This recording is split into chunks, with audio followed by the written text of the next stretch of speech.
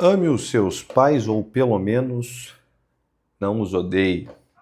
Eu começo esse vídeo hoje porque isso aqui é uma coisa comum que a gente vê no setting terapêutico. Afinal, nós estamos no Brasil, um país onde o divórcio, pais ausentes, mães ausentes com baixa disponibilidade afetiva, pelo menos, é a vida comum e cotidiana da maior parte dos brasileiros e provavelmente de ti que está assistindo esse vídeo, porque se tu não tivesse algum problema familiar ou conhecesse alguém com problema familiar, tu tampouco estaria assistindo esse vídeo. Meu nome é Diego Moreira, eu sou psicólogo e eu te convido, se tu já é raiz aqui do canal, já deixar o like, é importante para te mandar, sempre mandar os vídeos quando chega, te inscrever aqui no canal também, considero fazer isso, ajuda bastante. Tá bom? Chegamos aos 1000 inscritos. Trabalho sendo recompensado aqui. Mas vamos lá. Por que eu digo ame os seus pais, ou pelo menos não os odeie? Porque, veja bem, aqui eu consigo ir por um viés psicológico e por um viés metafísico até. Porque, olha só, o trato belicoso, o trato de guerra aqui, beligerante com os pais, esse ódio, assim, ele transforma... Porque olha só, nossos pais, eles são a nossa origem. Vê? Tem duas coisas, pelo menos uma, mas geralmente vai ter duas coisas, se não for uma situação muito grave, que os teus pais te deram e que tu jamais conseguiria dar a ti mesmo, pelo menos naquela etapa de vida. Primeira coisa eu chamo do capital biológico. Os teus pais, eles foram mediadores da tua vinda ao ser. A gente está falando aqui de metafísica, né? Ou seja, tu veio ao ser, tu existiu. Por causa que eles foram, eles eram, eles tinham um ser, tu passou a existir. Olha que bonito isso aqui. Tu não consegue te dar a vida. Tu não consegue dar vida a ti mesmo. Tu consegue dar a vida por alguém, mas tu não consegue dar a vida a ti mesmo. Olha que interessante isso aqui. Algo que teus pais fizeram. Eles necessariamente te deram a vida. Ah, Diego, mas sem Deus, tá, tudo bem, foram mediadores dessa vida, beleza, Deus com eles dois ali, os três fizeram tua vida, sei lá. Mas foi isso aí, ou seja, o capital biológico aqui, ele é a primeira coisa, ou até ontológico, a gente pode dizer assim, sobre o ser. Tentar quitar isso aqui é impossível. E às vezes nós vamos ver alguns tipos de comportamento de pessoas que tentam ficar quite com os pais. Só que tu nunca vai conseguir ficar quite com os teus pais. Ah, Diego, mas quando eles ficarem velhos eu vou cuidar deles. Tu não vai dar vida para eles. Tu pode dar a tua vida por eles, mas tu não vai dar a vida para eles. Eles vão morrer. Se tu pudesse dar a vida para eles, tu conseguiria, sei lá, ó, eu vou te dar aqui 10 anos de vida, tá? Eu tô com 25, eu vou viver mais ou menos até os 80, vou te dar uns 5 anos aí, tá bom, pai? Tá bom, mãe? Não dá, não tem como. Não tem como isso acontecer, né? Então, tentar quitar isso aqui, tu acaba inclusive caindo numa ilusão, numa fantasia de, eu me fiz sozinho. Ou, pelo contrário, assim, eu não queria ter vindo deles e tal. Meu filho, minha filha, não tem como. Tu veio deles. E se não tivesse vindo deles, tu não seria tu. Então, entende? Brigar com isso, odiá-los. Mas eles foram abusivos. Calma, daqui a pouco a gente fala sobre isso. Odiar os teus próprios pais é odiar a tua própria origem, é odiar esse próprio capital que eu te falando. Porque, olha, se eu te dou alguma coisa, isso era meu e eu te dei. Isso tem a minha marca.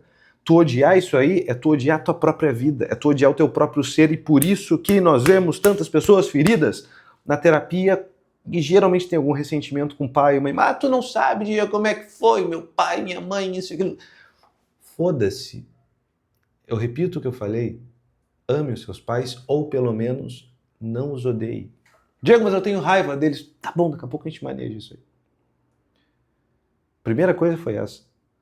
O capital biológico. Agora, tem uma outra coisa que é mais bonita, porque o capital biológico ele pode ter sido feito numa one night stand lá. Teus pais ficaram, teu pai foi comprar cigarro, nunca mais voltou, tua mãe teve que ficar tu no bucho ali, depois te entregou para, sei lá, umas freiras criar, um familiar criar, tudo bem, beleza, mas ainda assim te fez.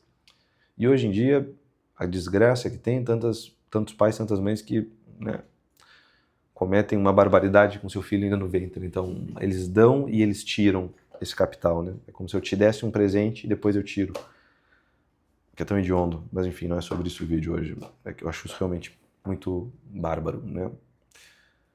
Depois o capital moral, moral educativo, eu posso dizer assim, porque se teus pais, eles foram pelo menos presentes, se teus pais pelo menos tentaram te educar, eles transmitiram uma certa educação, eles transmitiram a linguagem que tu usa para pensar. Eles te transmitiram a linguagem que tu usa para entender o que esse diabo desse psicólogo está falando. Tá ligado na dimensão disso aqui? Alguém te ensinou a entender português. Alguém te ensinou a falar até mesmo a língua que tu usa para falar mal deles. Olha que loucura. A própria língua que tu usa para falar mal deles, foram eles que te ensinaram. Ah, porque eles... Ou talvez às vezes vai ter uma questão de fé também, vai ter a religião que te passou, os hábitos, uma certa disciplina, te ensinou a escovar os dentes, te ensinou a arrumar a cama. Alguma coisa aconteceu.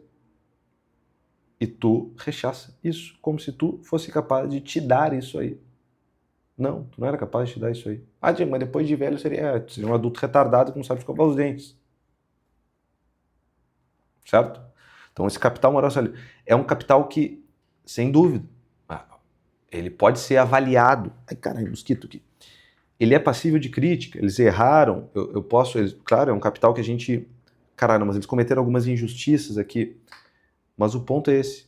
Ainda que tenham errado moralmente nesse capital, te entregaram alguma coisa errada, Diego, me ensinaram uma coisa que era errada e eu fazia e tal, tudo bem.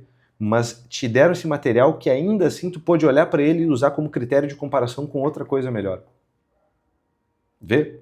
Isso aqui é muito importante. E aí, quando a gente briga com um pai ou uma mãe, se tu já brigou com um pai ou uma mãe, depois de adulto, talvez, até quando é adolescente, começa já a sentir alguma coisa. Tem alguns autores, mais em direção à psicanálise, que eles vão trazer precisamente isso, ou seja, que os pais, presta atenção aqui, ó, o pai ou a mãe, eles se tornam quase como se fosse um objeto interno dentro da minha cabeça, é quase como se eu tivesse um pai e a mãe.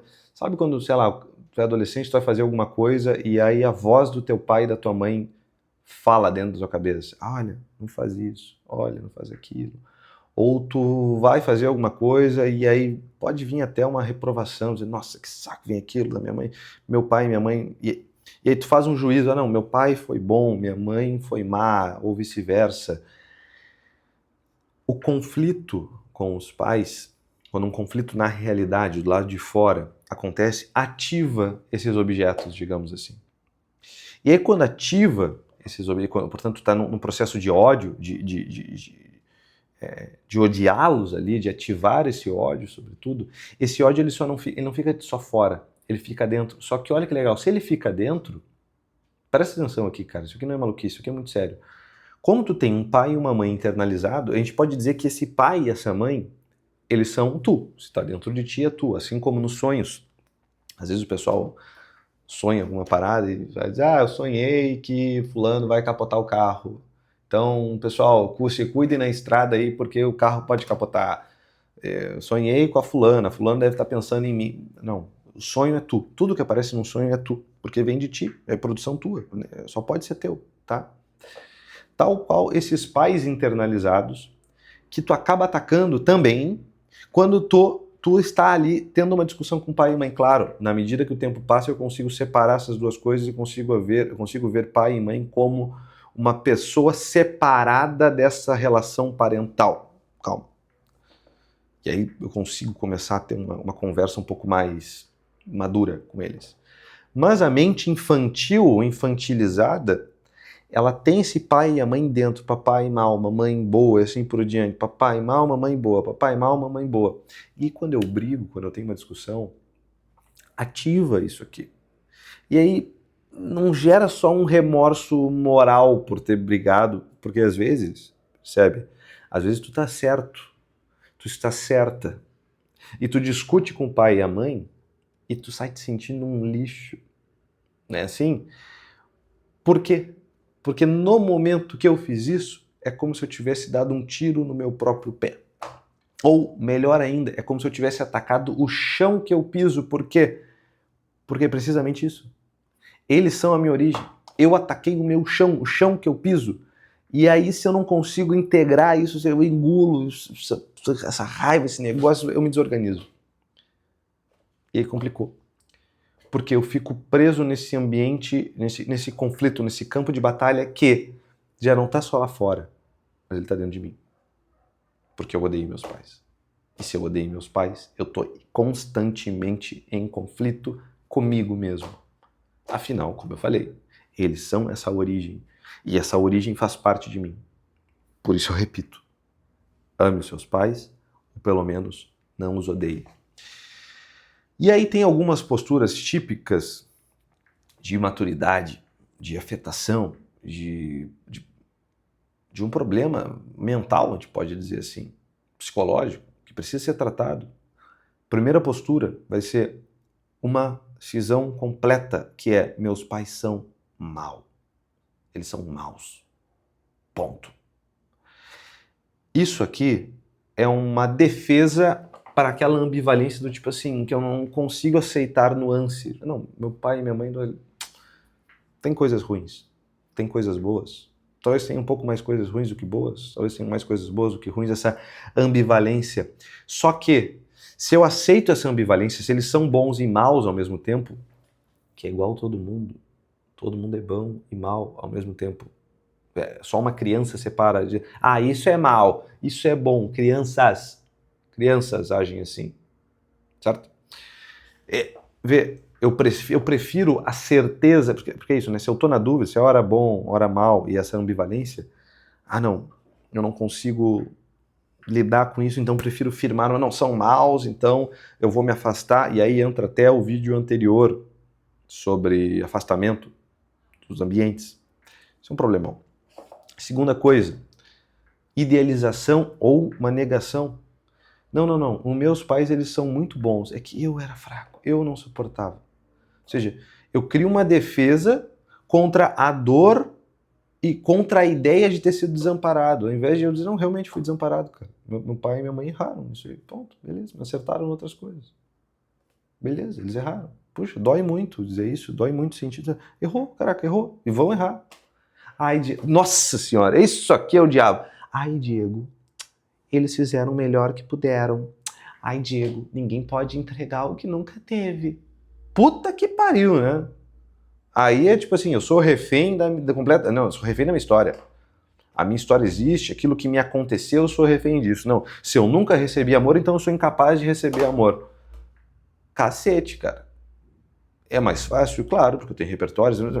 Isso é absurdo, isso mata a liberdade humana. Não, eles fizeram o melhor que puderam. Não fizeram o melhor. Quem disse que eles fizeram o melhor que puderam? Quem disse que eles fizeram? Eles falaram que fizeram o melhor que puderam. Estão mentindo. Porque se eles fizeram o melhor que eles puderam, você, cara, não... eu não fui responsável. Tu tira toda a responsabilidade. Isso é falta. Isso ninguém... Olha, ainda quem fala isso aqui e tenta falar para si mesmo, não, meus pais fizeram o melhor que puderam, não convence. Porque se funcionasse mesmo, as pessoas não estavam doidas lá com conflito com o pai e com a mãe ainda. Não convence porque sabe que isso não é verdade. Porque sabe que no próprio lugar, assim, cara, tem coisas que eu, no lugar deles, eu faria e eu não faria. E tem coisas que eu erraria e eu não fiz o melhor que eu pude. E sim, os teus pais, às vezes, não fizeram o melhor que eles puderam. E tá tudo bem. E tá tudo bem. Porque tu, muitas vezes, não faz o melhor que tu pode. E tá tudo bem. A gente está aqui justamente para dia após dia tentar ficar melhor. Mas dia após dia era só pior. Beleza, cara. É eles com a consciência deles, tu já é bem grandinho. 3. Essa postura de odiá-los cria esse tribunal eterno. Tu fica o ressentimento que habita em ti, ele vira uma identidade. Tu vira uma pessoa ressentida. Tu não está só sentindo um ressentimento. Tu vira uma pessoa ressentida. E tu fica constantemente no modo de julgamento. Uma tentativa de recuperar esse poder, esse reconhecimento, etc. Tu continua dependente do réu para poder sustentar o teu dizer, não, eu sou filho desse pai ou dessa mãe que são maus. E tu fica constantemente preso a isso aí. Porque se tem um réu, tem que ter um juiz. E sempre vai ter o réu e o juiz. Eu estou constantemente julgando, eu estou constantemente sentado nesse tribunal frente a frente com essa pessoa. E aí eu fico preso sempre nisso aqui. Pautando as minhas relações. Ou uma infantilização moral, outro tipo de postura. Olha, se eles me deram tudo, então eles não me deram tudo, então eu não devo nada. Eles não me deram tudo que eles podiam. Olha, é uma confusão lá do capital biológico e do capital moral. Eu uso as falhas morais, ou seja, os erros reais, como licença para negar toda a estrutura de origem. Senão, honrar pai e mãe, ele é uma estrutura psicológica. É preciso honrá-los, mas honrar não tem nada a ver com convivência, tá? Amar não tem nada a ver com convivência. Vide o vídeo anterior. Assistam, tá? Ou a última e mais bizarra postura, que é a vingança como cura. Não, eu só fico bem se eles pagarem por que eles fizeram. Ou seja, é uma esperança de reparação de um passado que já foi para poder viver o presente. Como é que vai ser isso?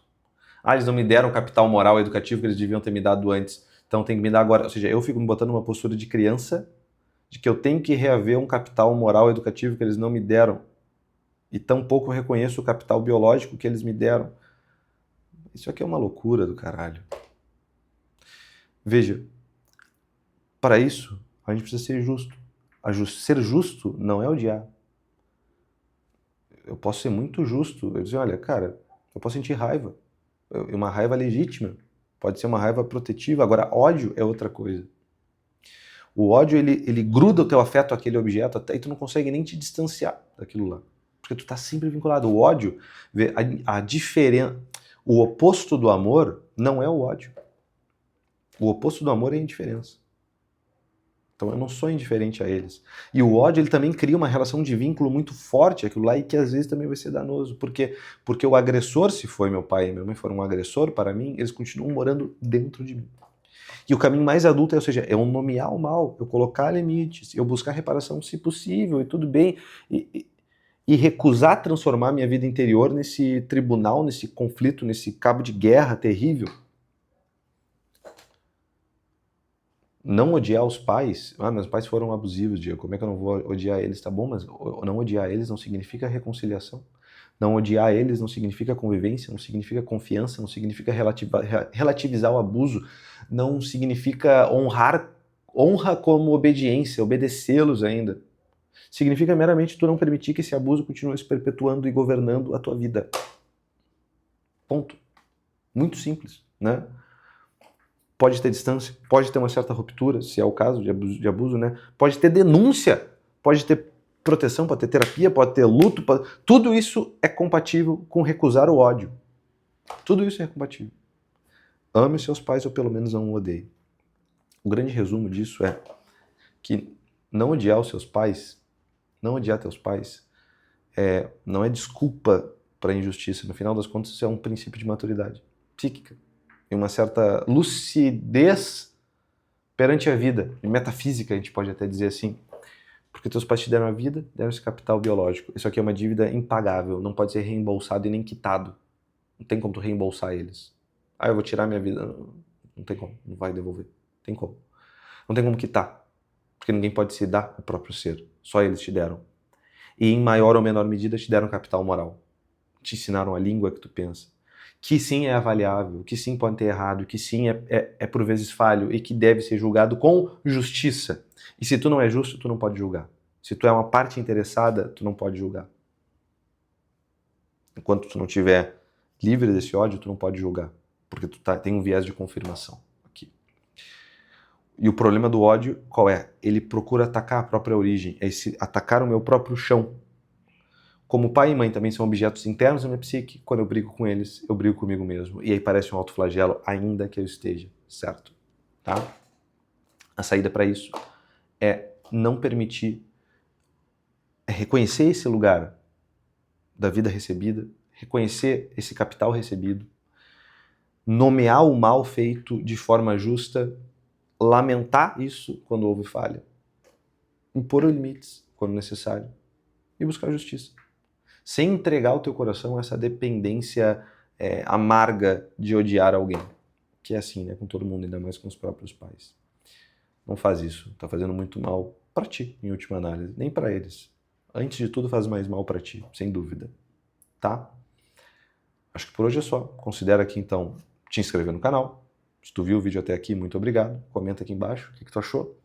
Curte esse vídeo. Recomenda para alguém que talvez esteja odiando os pais e sofrendo com isso. Fica com Deus. Não faz nada que eu não faria. Até a próxima. Tchau, tchau.